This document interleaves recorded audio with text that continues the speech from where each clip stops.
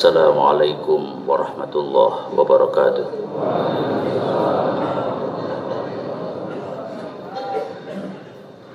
Innal hamdalillah nahmaduhu wa nasta'inuhu wa nu'minu bihi wa natawakkalu alayhi wa na'udzu bihi min shururi anfusina wa min sayyiati a'malina. Asyhadu an la ilaha illallah wa la na'budu illa iyya mukhlishina lahuddin wa asyhadu anna Muhammadan abduhu wa rasuluhu rahmatan lil alamin.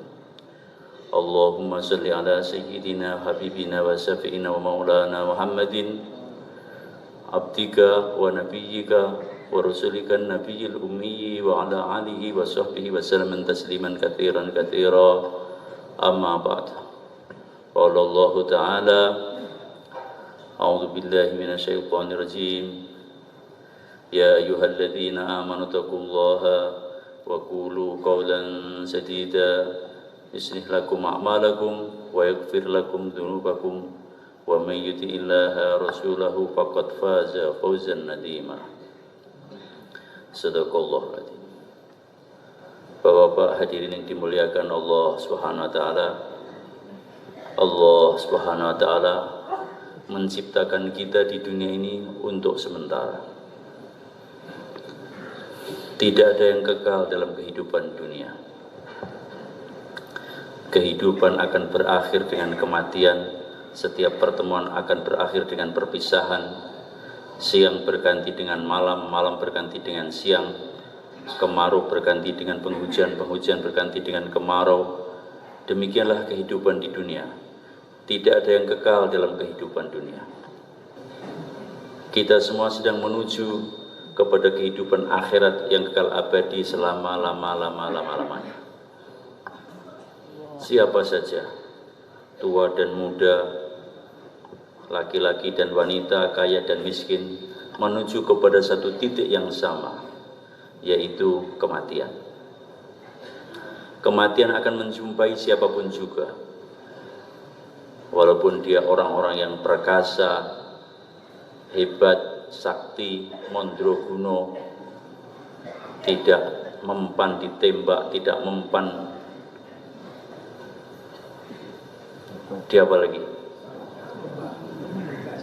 Ditembak lakak-lakak, dibom ora kobong kudanan ora teles. Walaupun orang punya kesaktian, hari mulia, kematian pasti akan menjumpai dia. Kematian tidak mencari orang-orang tua. Yang tua-tua dulu dimatikan, enggak. Demikian juga kematian tidak mencari orang-orang sakit. Yang sakit-sakit mati dulu, yang sehat nanti dulu, enggak.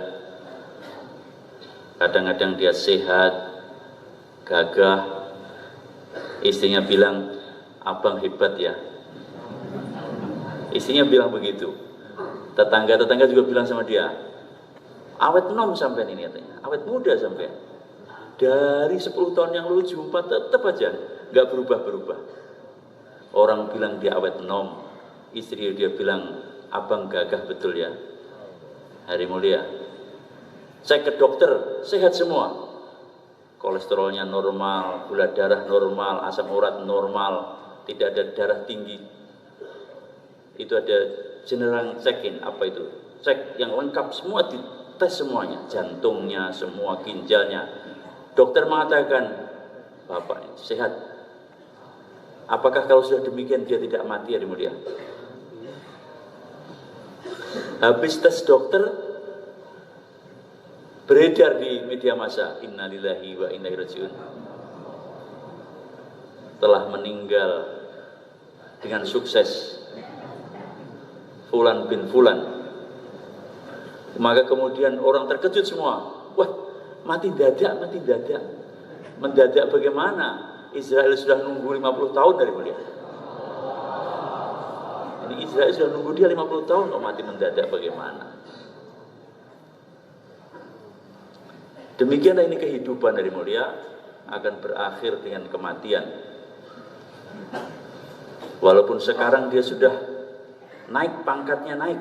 Sekarang sudah bintang 1, bintang 2. Kalau sudah bintang 1, bintang 2 berarti sudah tua itu. Kalau sudah komandan, sudah kepala, itu ini sudah tua lah begitu. Berarti harus siap-siap dari mulia. Karena tidak ada itu kepala-kepala itu belasan tahun umurnya. Kita sudah jadi kepala satu departemen, kepala satu markas, komandan. Begitu ya umur-umurnya sudah lanjut itu. Kematian akan menjumpai kita nanti malam insyaallah. Kalau enggak nanti malam, besok pagi. Kalau enggak besok pagi, setelahnya besok. Pasti setiap kita akan bertemu dengan namanya kematian. Hari mulia, Abu Darda beliau berkata, aku gembira dengan datangnya sakit, kemudian aku gembira dengan datangnya miskin, dan aku gembira dengan datangnya kematian. Ini kata Abu Darda. 3 perkara yang semua orang takut semuanya. Sakit, miskin, sama mati. Ini semua orang sudah, kalau bisa terhindar dengan itu semuanya. Tapi belum mengatakan gembira. Aku gembira dengan datangnya sakit, kata Abu Darda, karena sakit akan menggugurkan dosa-dosaku. Aku gembira dengan datangnya miskin, karena miskin akan mempermudahkan hisabku nanti di akhirat. Aku gembira dengan datangnya mati, karena mati akan mengobati rinduku dengan Allah Subhanahu wa taala. Inilah orang yang pemikirannya akhirat. Dan kita ini hari mulia sebenarnya bukan anak-anak dunia. Kita ini adalah anak-anak akhirat yang di dunia. Hari ini memang di dunia, tapi tunggu sebentar. Nanti akan sampai di akhirat hari mulia.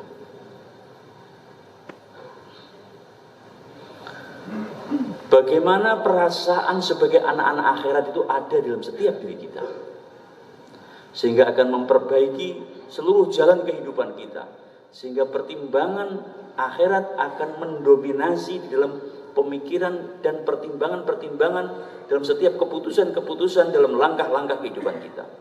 Kalau kita merasa aku adalah anak-anak akhirat yang di dunia.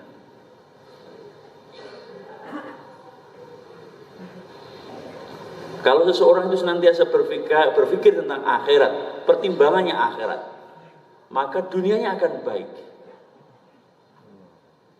Mengapa begitu? Ya, karena bila seseorang itu berpikir tentang akhirat, di mana setiap langkah-langkah kehidupan dunia ini ada konsekuensinya nanti di akhirat, ada pertanggungjawabannya nanti di akhirat, maka dia akan memilih jalan kehidupan yang benar, yang mengikuti perintah daripada Allah Subhanahu wa taala, tidak melanggar perintahnya, tidak berjalan di atas kemaksiatan, tapi dia akan senantiasa untuk melangkahkan kaki dia dalam langkah-langkah ketaatan kepada Allah Subhanahu wa taala. Itu kalau seseorang dia berpikir tentang akhirat.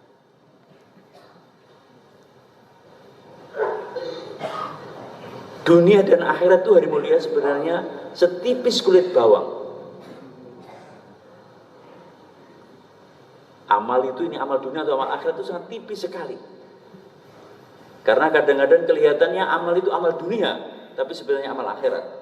Tapi bisa juga kelihatannya amal itu amal akhirat, tapi sebenarnya itu amal-amal dunia, di mana di akhirat tidak laku. Apakah itu amal-amal akhirat? Amal-amal akhirat itu kesimpulan mudahnya amal-amal yang kira-kira nanti akan bermanfaat setelah kematian kita.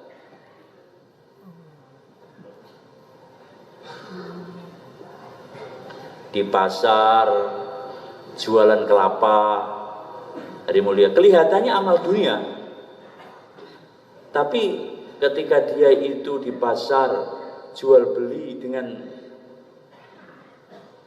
cara yang tertib, mengikuti syariat, maka jual belinya di pasar itu menjadi amalan akhirat.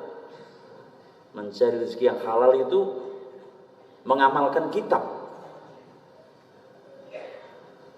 Isi kitab-kitab yang dipelajari di pesantren-pesantren, di mana bagaimana bab tentang perdagangan, jual beli, kalau dia itu kemudian bisa dipraktekkan dalam muamalah dia di pasar, maka di pasar dia itu sedang mengamalkan kitab-kitab yang sedang dibaca teman-teman santri itu.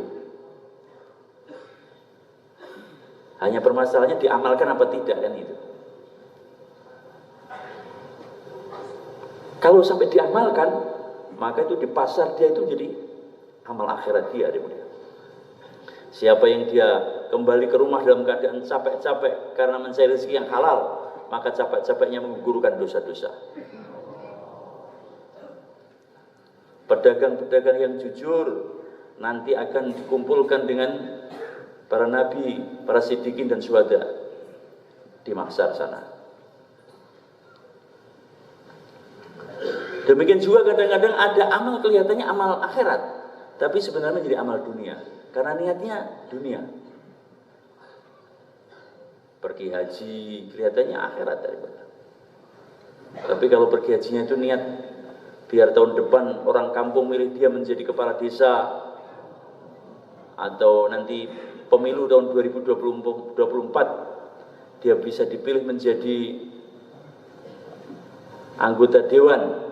Maka sekarang dia pergi haji dan umroh tiap tahun, persiapan untuk 2024. Maka ini umrohnya dan hajinya bukan lagi menjadi amal-amal akhirat daripada, jadi amal-amal dunia, karena niatnya untuk dunia.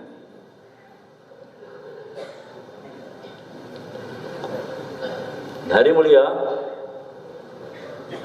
tambah hari kita tambah dekat dengan akhirat kita. Pemberitahuan sudah datang, di mana rambut sudah berubah. Yang dulu hitam legam, sekarang sudah ada putihnya.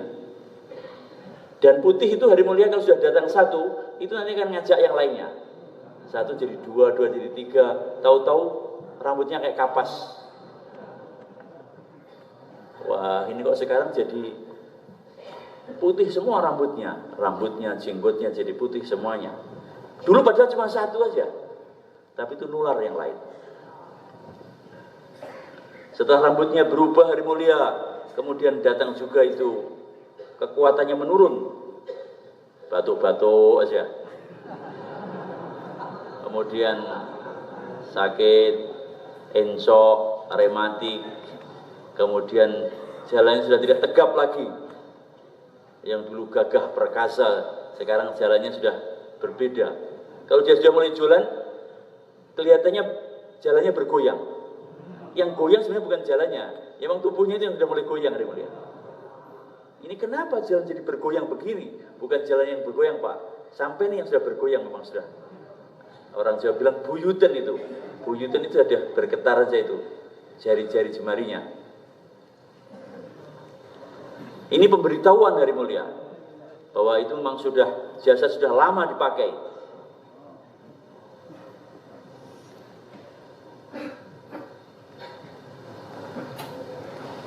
Kalau sudah kemudian begitu hari mulia, ya sudah. Nanti akhirnya Israel akan datang mengambil haknya. Tidak bisa dia bersembunyi walaupun di benteng lapis 7. Kematian akan datang, walaupun dikelilingi dokter-dokter spesialis, dokter pribadi, obat-obat herbal disimpan di lemari dia, mulai daripada apa saja lah begitu, pokoknya dengar ada obat herbal bagus kuat, simpan. Sudah ini anti kolesterol, anti asam urat, anti apa, tapi ternyata tidak ada yang anti kematian dari mereka. Obat anti mati tidak ada. Sampai Habatus Sauda itu pun Rasulullah mengatakan ini obat segala penyakit kecuali kematian. Nggak ada obat kematian, tidak ada.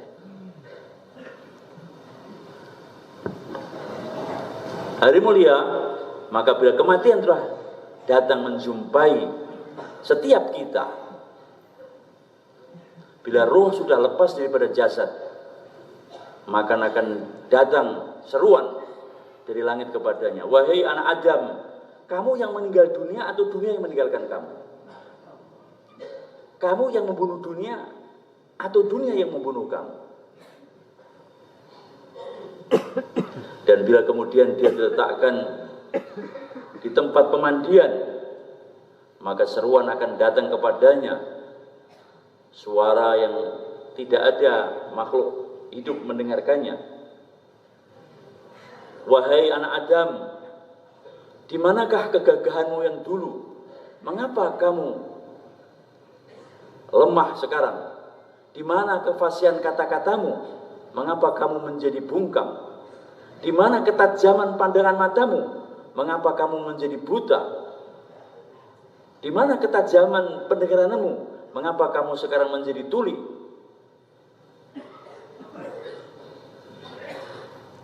Kegantengan hari mulia, wajah yang dulu mempesona, merona, sekarang sudah hilang itu pesonanya. Istri yang paling dicintai akhirnya pun sekarang berupaya untuk secepatnya mengeluarkan dia dari rumah. Dia akan berteriak-teriak ke tetangga-tetangga, "Bapak, bapak, bapak, datanglah ke rumah. Ada apa, Bu? Suami saya sudah tiada." Suaminya sudah meninggal dunia hari mulia, maka secepatnya mau dikeluarkan daripada rumah.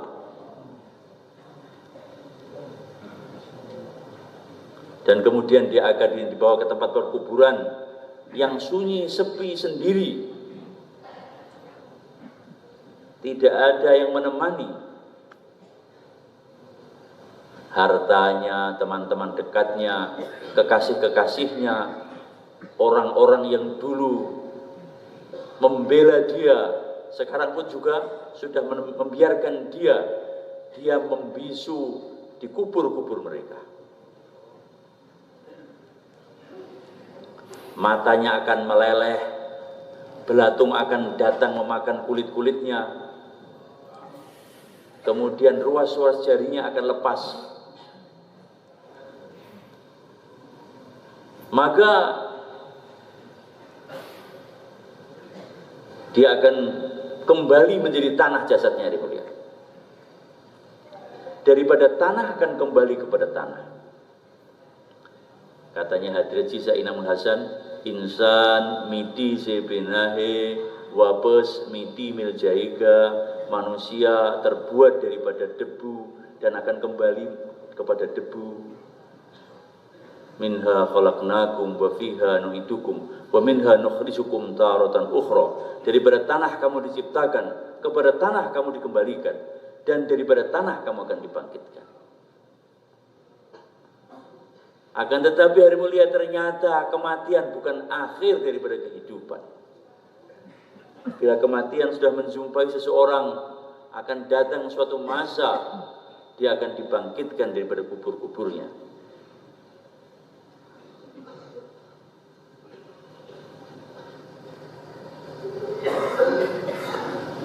Manusia akan dibangkitkan daripada kubur-kuburnya dan akan menuju kepada mahkamah ilahi hari mulia, untuk mempertanggungjawabkan setiap kata-kata yang telah dia ucapkan, setiap tetes air yang melewati tenggorokannya, setiap butir nasi yang melewati mulutnya, semua akan dipertanggungjawabkan dalam kehidupan di akhirat nanti.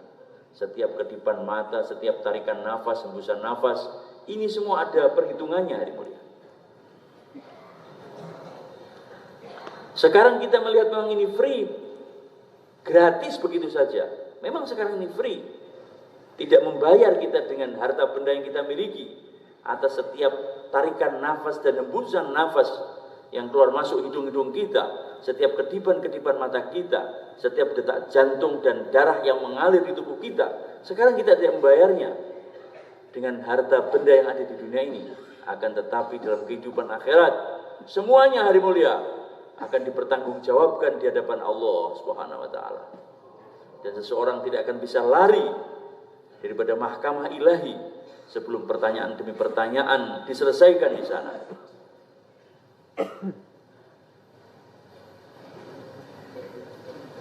Inilah hari muliakan Allah Subhanahu wa taala yang masih senantiasa menjadikan perenungan kepada kita semuanya.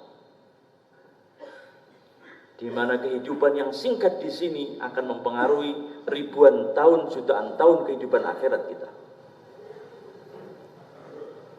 Bagaimana kita semuanya berjaya dalam kehidupan di akhirat nanti.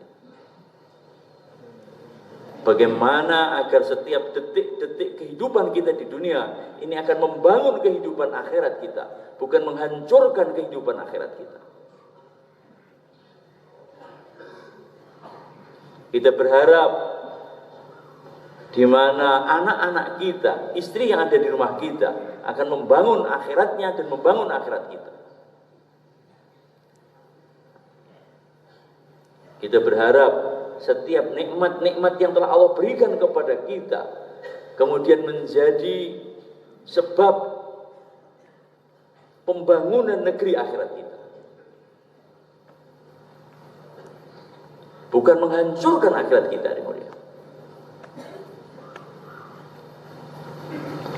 Bagaimanakah kejayaan negeri akhirat itu akan datang? Kejayaan negeri akhirat itu akan datang bila kita senantiasa berdiri istiqomah di atas jalan agama.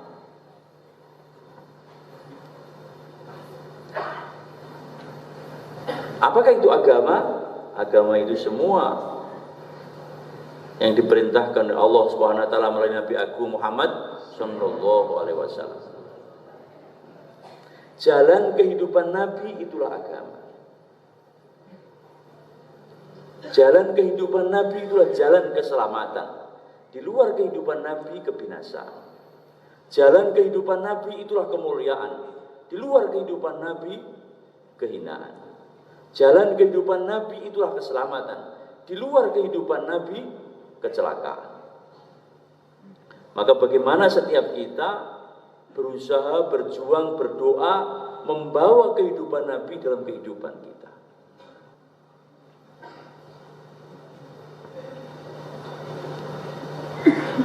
Karena Rasulullah SAW adalah insanul kamil, manusia sempurna yang telah mewujudkan kehambaannya di hadapan Allah Subhanahu wa taala, dan Allah Subhanahu wa taala telah menerimanya sebagai hambanya. Sementara kita dalam perjuangan agar kita diterima sebagai hamba-hambanya Allah. Benarkah kita ini hamba-hambanya Allah? Ataukah hamba atas nafsu-nafsu kita? Di pengadilan itulah nanti akan diputuskan bahwa dia ini hambanya Allah, ataukah dia ini hamba atas nafsunya, atau hamba daripada hamba-hamba yang lainnya. Rasulullah sudah diterima sebagai hambanya Allah Subhanahu wa taala. Subhanalladzi asra bi abdihi, maha suci Allah yang telah menjalankan hambanya. Maha suci Allah yang telah menjalankan hambanya. Dia sudah diterima sebagai hambanya, hamba daripada Allah. Hamba daripada siapa yang mulia? Allah. Maka kalau seseorang ini agar diterima sebagai hambanya Allah, maka tidak ada jalan kecuali mengikuti jalan kehidupan Nabi Agung Muhammad sallallahu alaihi wasallam agar diterima sebagai hambanya Allah. Fadkhuli fi ibadi fadkhuli jannati. Masuklah engkau dalam golongan hamba-hambaku, masuklah engkau dalam surgaku. Inilah harapan kita semuanya, diterima sebagai golongan dalam hamba-hambanya Allah.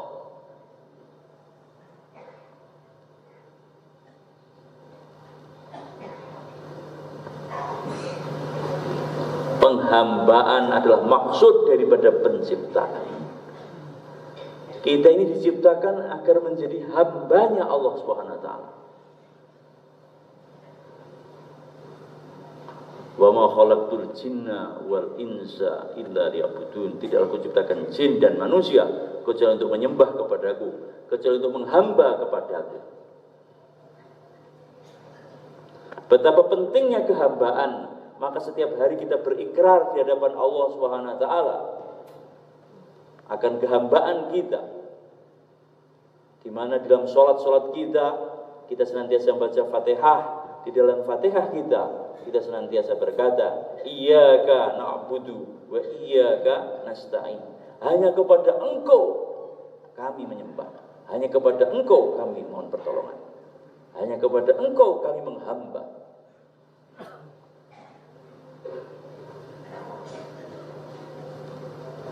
Maka pernyataan itu hari mulia bagaimana diwujudkan di dalam tindakan keseharian kita, bagaimana wujud dalam tindakan keseharian kita, wujud sebagai hambanya Allah Subhanahu wa taala. Dalam penghambaan sekurang-kurangnya harus ada dua. Yang pertama ketaatan dan yang kedua adalah kecintaan. Di mana dalam hati dengan sepenuh hati taat kepada Allah SWT. Taat tanpa syarat. Katanya orang Jawa, pasrah bongkoan. Sudah taat sudah. Tidak ada penolakan. Sami'na wa ta'na. Kami dengar dan kami taat. Setiap perintah.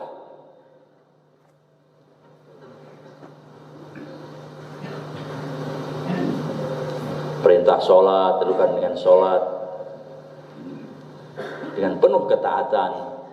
Sholat, puasa, zakat, haji. Ditunaikan dengan sepenuhnya. Dalam urusan ibadah, dalam urusan muamalah, dalam urusan muasyarah, dalam akhlak, bagaimana wujud bentuk kehambaan di dalam setiap sepak terjang kehidupan kita.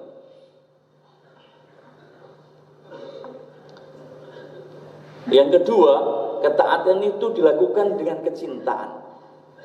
Ketaatan itu dilakukan dengan penuh gairah kecintaan kepada Allah Subhanahu wa taala dalam hati. Bukan terpaksa, bukan kemudian mengeluh, bukan kemudian grundel di belakang ngomong yang enggak benar. Bisa saja itu anak buah di kantor-kantor diperintah sama komandannya atau kepalanya untuk melakukan suatu pekerjaan, dilakukan juga, tapi kemudian dia di belakang misuh-misuh. Apa itu misuh-misuh? Misuh itu ngomong-ngomong gak enak lah. Jangkriknya keluar, kemudian itu ada Scooby-Doo itu apa? Anjing ya? Nah, itu. Jadi habis perintahnya dilakukan, tapi kebun binatang keluar semua. Ada yang jangkrik, ada macam-macam. Ini ketaatan tapi tidak dengan dasar kecintaan. Ngamuk di belakang. Bagaimana ketaatan itu ditunaikan dengan penuh rasa syukur, gembira, penuh rasa cinta kepada Allah Subhanahu wa taala.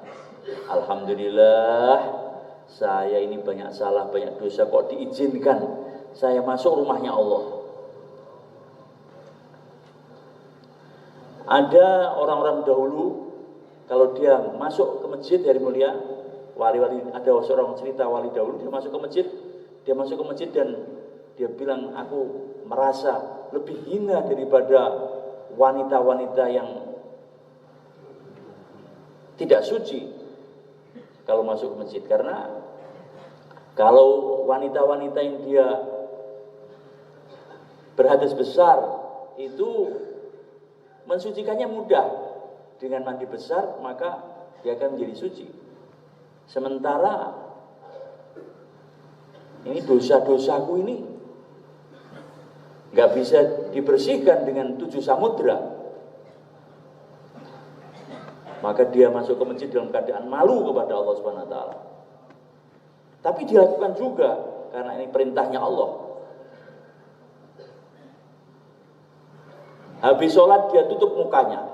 Mengapa dia sholat dia tutup mukanya? Dia berkata, aku teringat dengan satu hadis dari Nabi Agung Muhammad SAW, di mana bila sholat dilakukan maka dia akan naik. Kalau sholatnya baik maka akan naik nur cahaya ke langit, dan kemudian akan turun berkah rahmat kepadanya, karena sholat itu akan berdoa di hadapan Allah SWT. Tapi sholat yang buruk akan naik dalam bentuk hitam seperti kain yang rusak, dan kemudian setelah itu akan dilemparkan kembali kepadanya. Maka kemudian kalau dia habis sholat, dia tutup mukanya, dia takut-takut itu sholat dia akan dilemparkan ke mukanya.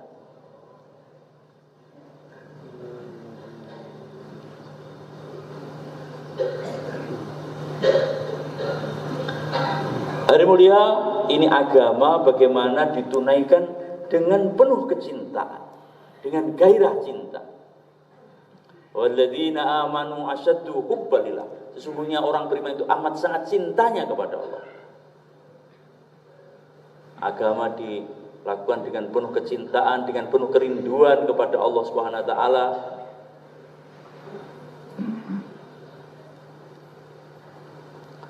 Dengan penuh rasa syukur. Alhamdulillah, saya kok bisa diizinkan untuk infak fisabilillah. Semoga hartaku diterima oleh Allah Subhanahu wa taala. Dia bisa diizinkan keluar di jalan Allah, maka ketika keluar jalan Allah pun dia dengan penuh rasa syukur. Alhamdulillah, saya diizinkan untuk melangkahkan kaki saya di belakang langkah-langkah kaki yang mulia Nabi Agung Muhammad SAW. Semoga diterima oleh Allah. Maulana Ismail Halimulya, ayah daripada Maulana Ilyas, punya amalan. Apakah itu amalannya? Membantu kuli-kuli di pasar. Membantu kuli-kuli di pasar, memberi minum kepada mereka. Dan kalau sudah begitu, beliau akan kembali di musolanya, ambil air wudhu, dan kemudian sholat 2 rakaat sujud syukur kepada Allah Subhanahu wa taala. Ya Allah, aku bersyukur kepada Engkau karena Engkau telah mengizinkan aku untuk berkhidmat kepada hamba-hamba. Jadi menolong orang, tapi setelah menolong orang, bukan dia menepuk dada karena bisa menolong orang. Dia menolong orang, setelah menolong orang, dia sujud syukur kepada Allah karena sudah diizinkan oleh Allah bisa menolong hamba-hambanya Allah.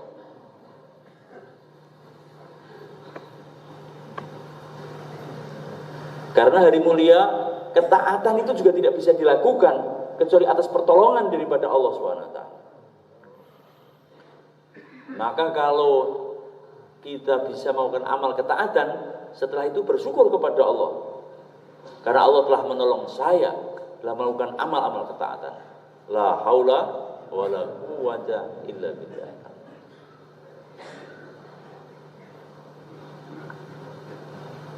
Kehambaan dilakukan dengan 2 syarat, yaitu dengan penuh taat dan penuh cinta. Bagaimana? Insyaallah dimulia.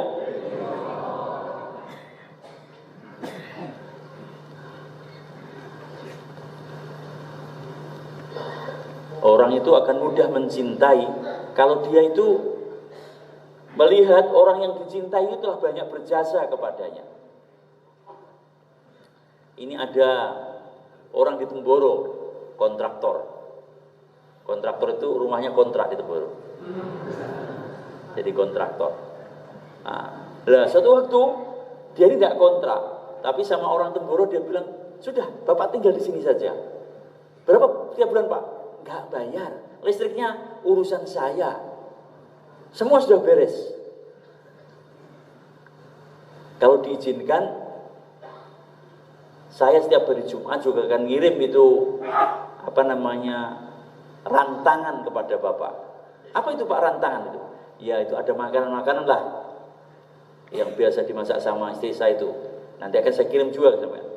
Semoga diterima, Bapak tinggal di sini. Maka hari mulia itu orang yang dapat kontrakan gratis itu, maka dia akan mudah mencintai orang yang memberi tempat kepada dia.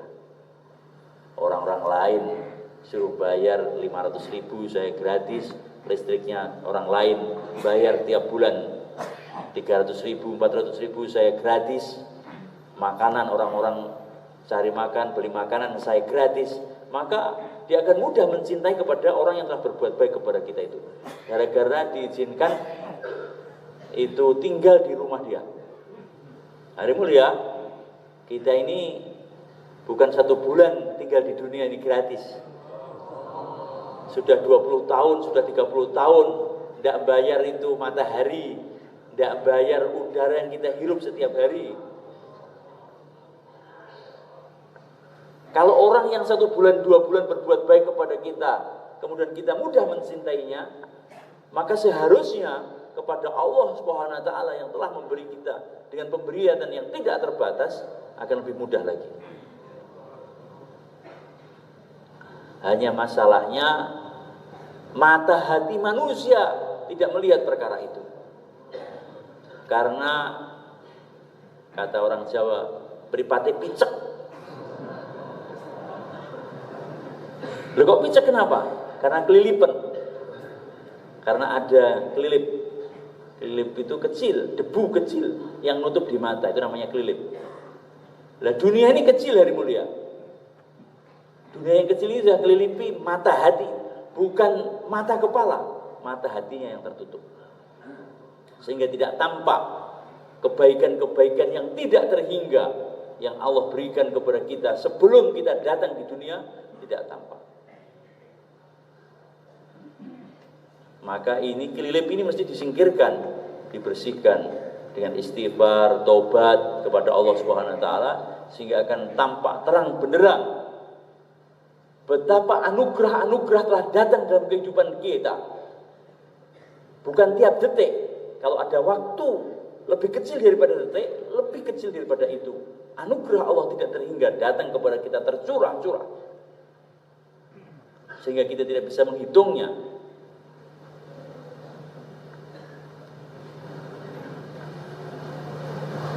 Maka hari mulia ini, hati ini harus melihat kepada Zat yang Maha Esa, Zat yang Maha Kuasa, Khaliqu kulli syai', yang telah menciptakan segala sesuatu, yang telah mendatangkan rizki tidak terhingga kepada kita, kesehatan lahir dan batin kepada kita hari mulia, tetangga-tetangga yang baik kepada kita, keamanan, jauhkan daripada musibah dalam kehidupan kita. Allah yang kuasa, makhluk tidak ada kuasa. Kadang-kadang kita ini dapat pemberian dan lupa bahwa pemberian itu sebenarnya daripada Allah Subhanahu wa taala. Kadang-kadang kita ini ada yang nolong tetangga-tetangga kita. Hakikatnya pertolongan itu tidak dari tetangga. Pertolongan itu dari siapa? Allah.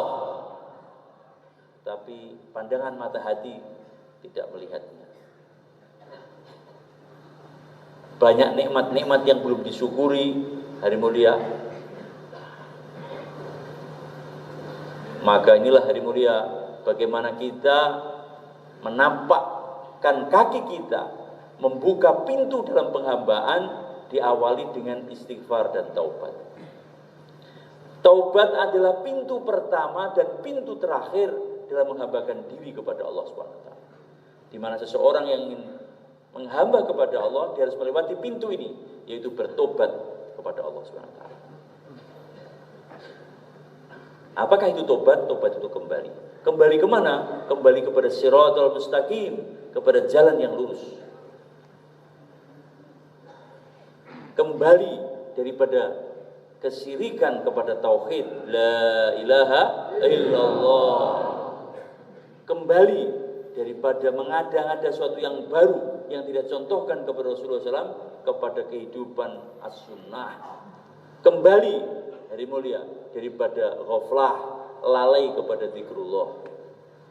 Kembali hari mulia daripada keangkuhan, kesombongan kepada ketawaduan. Bagaimana kembali hari mulia daripada kebodohan, tidak tahu apa yang Allah perintahkan kepada kita, kepada kefahaman, dengan memahami akan ilmu-ilmu yang telah Allah turunkan kepada para nabi, kepada para rasul, dan kemudian telah diteruskan oleh ulama-ulama kita. Maka kembali berjalan di atas jalan ilmu, diilhami oleh Al-Quran dan As-Sunnah. Bagaimana kita taubat daripada jalan yang dimurkai kepada jalan yang diridhoi. Bagaimana kita bertobat daripada kemaksiatan kepada ketaatan.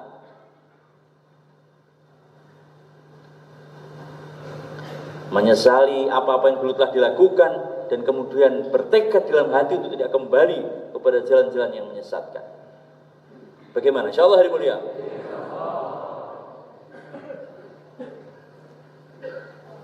Tobatnya dari tidak sholat, ya terus belajarkan sholat.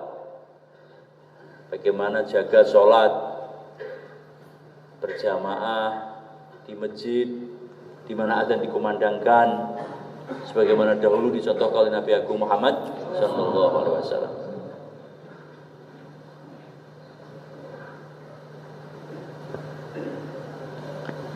Bagaimana kalau terdengar waktu sholat itu secepatnya untuk bersiap-siap, biar tidak tergolong sebagai orang yang bermalas-malas ketika mendirikan sholat.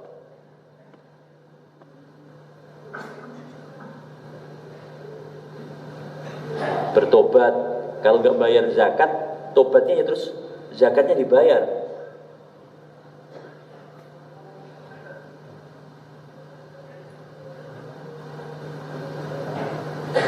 Tobat kalau nggak puasa ya diselesaikan itu puasanya. Tobat kalau nggak dakwah bagaimana tobatnya? Ya terus dakwah.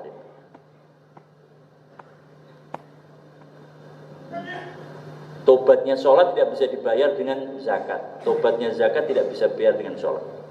Demikian juga tobatnya dakwah tidak bisa dibayar kecuali dengan kita berdiri di atas jalan dakwah. Bagaimana? Insyaallah hari mulia. Bagaimana kita sibuk dalam jalan yang telah dicontohkan oleh Nabi Agung Muhammad SAW, yaitu sibuk dalam dakwah, taklim, ibadah zikir dan khidmat. Inilah program daripada madrasahnya Nabi Agung Muhammad SAW hari mulia. Bila kita sibuk dalam amalan-amalan ini, maka insya Allah kita perlahan akan terjadi perbaikan-perbaikan dalam kehidupan kita. Inilah program tarbiyah dan tazkiyah yang telah dibuat di Madinah, sehingga orang-orang Madinah menjadi orang-orang pilihan. Mereka menjadi kekasih-kekasihnya Allah SWT. Kampung para wali, itulah Madinah.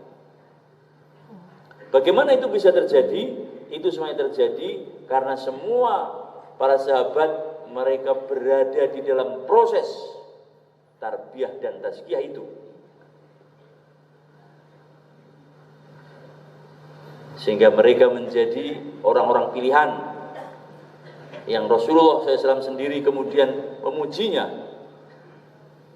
Ashabikan nujum, sahabatku bagian bintang-bintang. Bintang dalam iman, bintang dalam yakin, bintang di dalam ketakwaan, bintang dalam kezuhudan, bintang dalam kepemimpinan, bintang sebagai contoh ayah yang baik, suami yang baik, tetangga yang baik. Itulah para sahabat.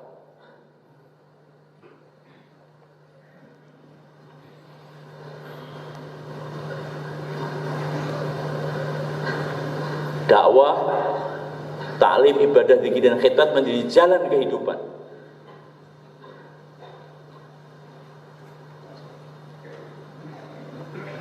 Inilah yang menjadi doa daripada Nabi Agung Muhammad SAW. Doa daripada Nabi Ibrahim alaihissalam hari mulia. Ka'bah telah diperbaiki oleh Nabi Ibrahim bersama dengan putranya Ismail alaihissalam. Setelah itu beliau berdoa, Rabbana wa ba'ath fihim rasulan minhum yatlu alaihim ayatika wa yu'allimuhumul kitaba wal hikmah wa zakkihim.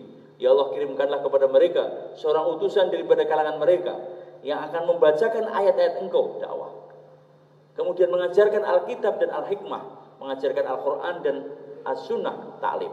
Wa zakkihim, yang akan mensucikan mereka, tazkiyah. Ini 3 amalan masjid hari mulia yang menjadi doa daripada Nabi Ibrahim alaihissalam selesai belum membangun Ka'bah. Rasulullah beliau katakan, aku adalah barokah doa daripada ayahku Ibrahim alaihissalam. Di mana di Mekah tidak ada utusan, tidak ada Nabi dan Rasul setelah Nabi Ibrahim dan Nabi Ismail kecuali satu, yaitu Nabi Agung Muhammad SAW. Beliau telah diutus hari mulia dari Mekah.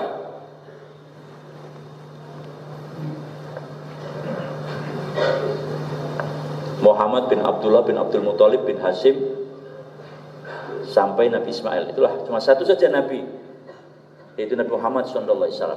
Dan kemudian beliau telah buat dakwah, taklim, ibadah, zikir dan khidmat. Itu bagian daripada tazkiyah, pensucian.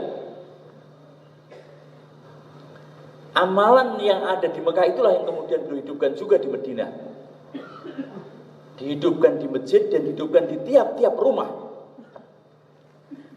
Ketika masjid belum bisa dihidupkan amal dakwah secara istimai bersama-sama, Rasulullah telah menghidupkan di rumah istri beliau, Sayyidatina Khadijah radhiyallahu anha, sehingga rumah telah menjadi markas dakwah pertama.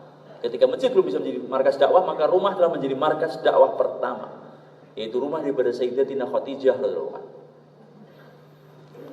Ketika para sahabat sudah mulai banyak, di mana rumah Khadijah kurang munasib, lalu menyolok dalam pantauan orang-orang Quraisy, maka beliau telah memindahkan di rumah lagi, rumahnya Arqam bin Abil Arqam, terkenal dengan Darul Arqam, rumahnya Arqam, sebagai markas dakwah hari mulia.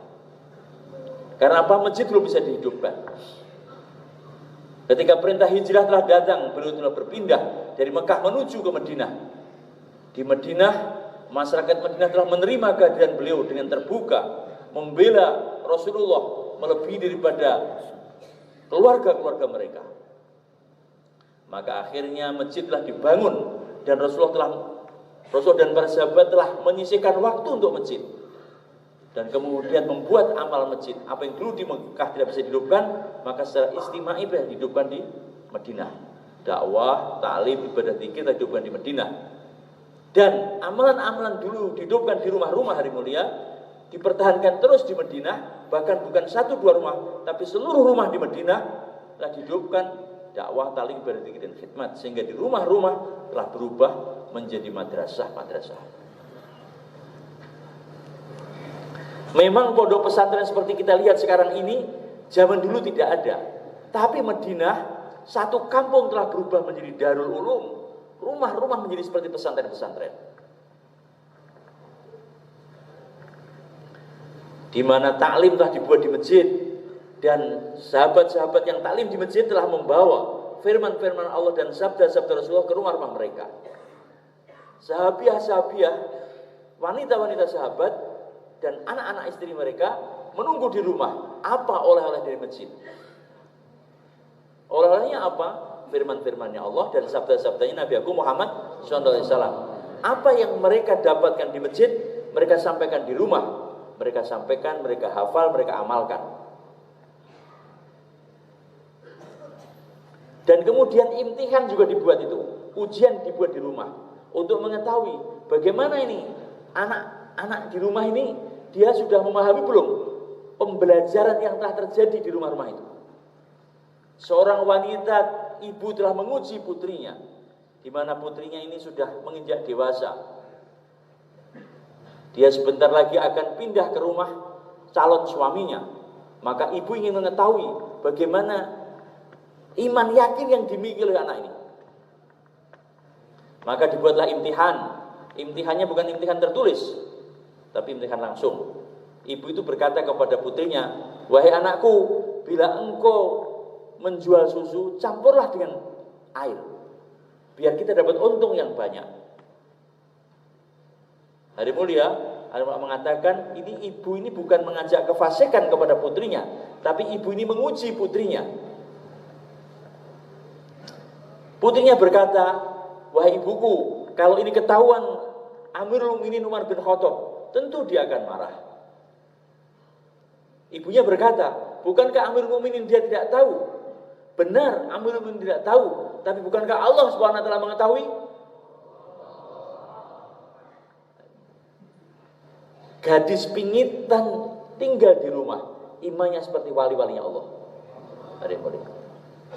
Tanpa mereka sadari, ternyata di malam itu Umar bin Khattab sedang ronda dan sedang istirahat di balik tembok rumah keluarga tersebut. Dan Umar mendengar percakapan mereka. Maka Umar menandai rumah itu dan pulang ke rumah, mengumpulkan putra-putranya. Kemudian Umar berkata, "Siapa yang siap kawin ini?" Siapa yang siap kawin? Ini Umar, bukan saya, hari mulia. Ketika itu hari mulia, putra beliau yang namanya Asim bin Umar bin Khattab yang waktunya dikawinkan. Maka besoknya Umar telah membawa putranya ke rumah ibu tadi. Beliau ucapkan salam. Dijawab itu salam, terkejut itu keluarga di rumah. Bagaimana Amirul Mukminin bisa datang ke rumahnya? Ada apa ini? Wahai Amirul Mukminin Umar bin Khattab, khidmat apa yang bisa kami lakukan? Maka Umar beliau menjawab, "Aku datang untuk melamar putrimu." Hari mulia, maka diterimalah lamaran itu dan akhirnya mereka dinikahkan. Dan dari perkawinan mereka, hari mulia, lahir salah satu pimpinan umat Islam yang terkenal, yaitu Umar bin Abdul Aziz. Di mana daripada keturunan mereka. Dari cucu mereka telah lahir Umar bin Abdul Aziz. Tidak mungkin itu ibu fasik melahirkan gadis yang solehah. Jadi ibu itu dia bukan mengajarkan kemaksiatan kepada putrinya, tapi menguji putrinya.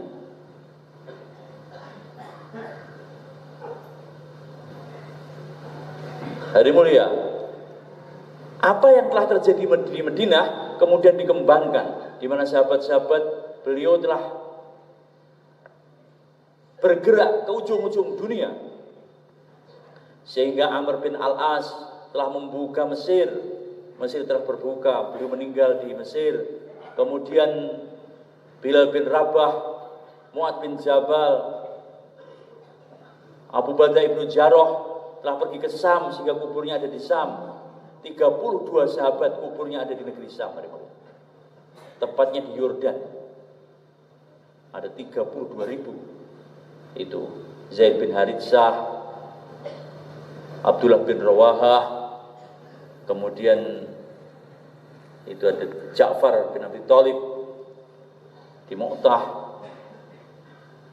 Hari mulia, demikianlah ini sahabat-sahabat bertebaran ke ujung-ujung dunia untuk membawa amal-amal Madinah di mana mereka berada, membawa amal-amal masjid sehingga masjid dihidupkan dan rumah-rumah dihidupkan dengan dakwah, taklim, ibadah zikir dan khidmat.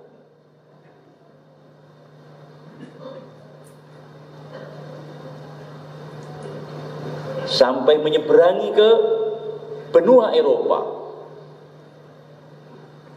Ini generasi setelah generasinya para sahabat. Tariq bin Ziyad telah menyeberangi Selat Gibraltar, masuk ke Andalusia tahun 711. Di awal musim semi tahun 711 beliau telah masuki Andalusia. Dan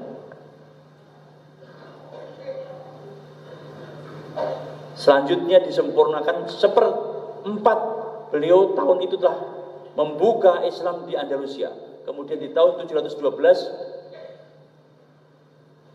Musa bin Nusair telah memasuki Andalusia dari arah utara, dari arah timur, sehingga kemudian Andalusia genap, Spanyol semua di bawah kekuasaan Islam sampai kurang lebih 700 tahun dari mulia, di mana seorang bangsawan daripada Bani Umayyah telah meninggalkan negeri Sam karena konflik telah terjadi ketika ikhtilaf telah terjadi antara Abbasiyah dan Umayyah.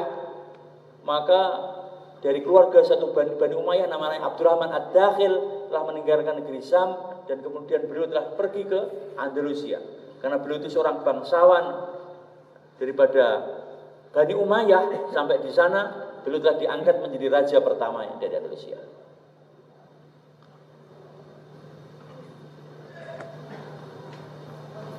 Setan kadang-kadang telah membuat perpecahan di tengah umat. Tapi karena ini dakwah sudah menjiwa kepada mereka pendahulu-pendahulu hari mulia.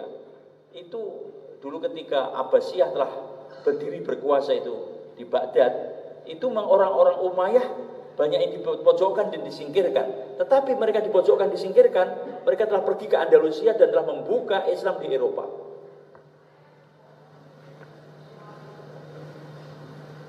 Demikian juga ada seorang keluarga Habaib yang ada di Basrah.